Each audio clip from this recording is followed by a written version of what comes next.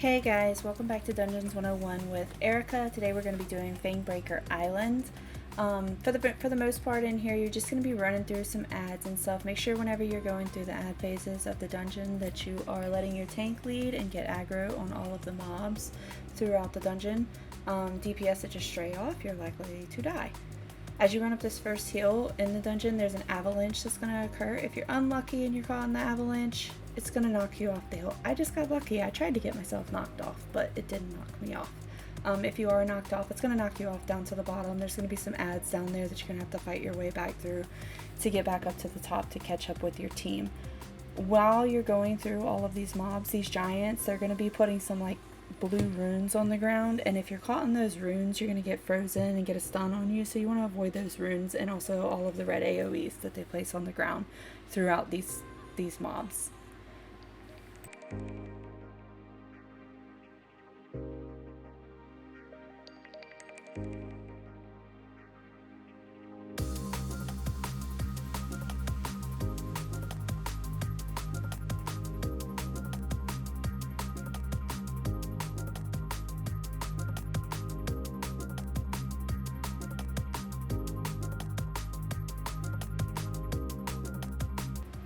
The first boss that you're going to fight in Fangbreaker Island is a manticore named Hati. Whenever you load into the actual fight itself, you're going to jump down off the cliff. Most groups always tend to group up on this rock over here to the left side because it's going to do an avalanche, and when it does the avalanche, you're going to have to be in that DR from the healers that they're going to place down. If you're caught in the avalanche, like too far back on the platform, you can be knocked off of the platform as well, so you don't want to be back there.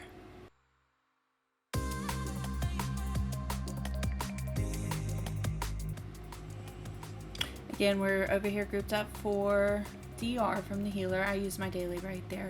That red AoE is just her coming back to the ground. That one just now, she does like a tail sweep attack that will do a knockback on any players caught in it. She has one other attack that's a big attack that she'll do where she shoots a bunch of spines over the back of her as she flips past anybody that's caught in that cone attack. It's a knockback on them, and then she also impales you with these little poison spine things that does a dot damage on you, so you don't want to be in that cone attack either. When Hati is defeated, she has the potential to drop manicore manes and hides or fur or some sort of something that's to do with the manicore. Be sure you check underneath the boss right there to make sure you don't have any drops. If you do, pick them up. Those are good masterworking, or were at one point. I don't know if they're still used. During the next two phases of this fight, you're going to go through two different rooms where the enemies are just going to keep coming in waves while you defend them off from Ewan. While he tries to melt these ice walls with a lantern, it takes forever. But just keep fighting off the enemies until he gets it melted. Once it gets down to around like 10 or 15 seconds, the enemies usually don't spawn that much. I don't think they spawn at all during that time.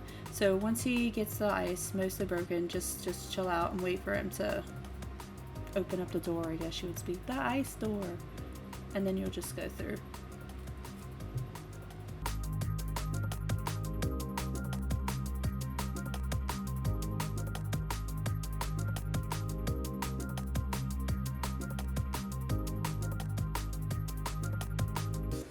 Once again, you got to call Ewan over here with his lantern to melt this ice again so you can go through, continue fighting the ads until he gets it melted, and then you'll progress through.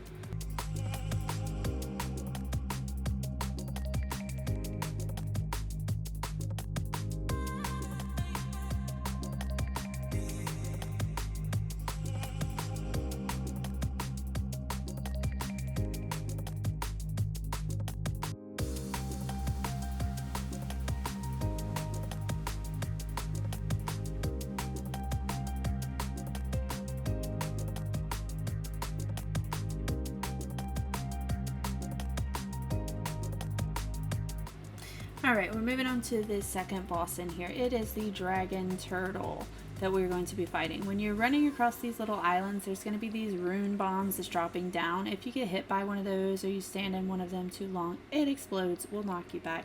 Sometimes it can knock you into the water, which will kill you, so make sure that you avoid those as you're running across. The dragon turtle at one point in time used to do a lot of damage to people, but now pretty much all of his attacks do not do much of anything. He has a different series of attacks. He'll do this steam breath that sweeps across in a cone across the map right there. If you're standing in that, allegedly it would do damage to you, but it doesn't. Once you get him to a certain amount of health, he phases out and he's swimming around in the water, and you can spin your camera around and look for him to see where he's traveling to know where he's going to come back up. You as the DPS or healer or tank, whatever, you need to hit these runes so that they fly off to the side and hit the turtle.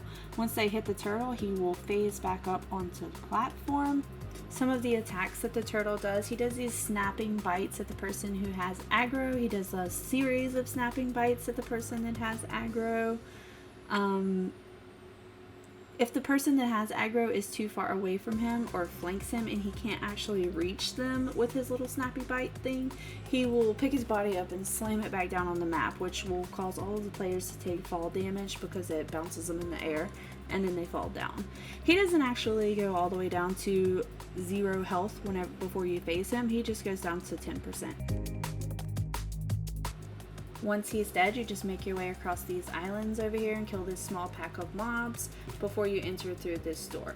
When you go in through this door right here, you're going to be searching for the Ring of Winter, or yes, that's what it is.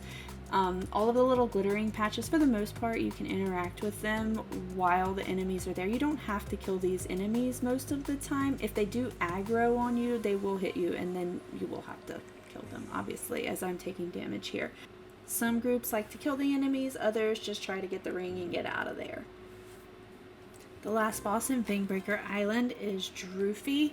She's like this frost giantess lady that you're going to fight. She's got a couple mechanics that are very important to pay attention to when you're in here. If you don't have the DPS that's capable of just one-phasing this boss, you don't want to go in here and just do a whole bunch of damage, because if you do, you'll pass up the opportunity to trigger the mechanic that is going to keep your team safe and not wipe you all in this dungeon.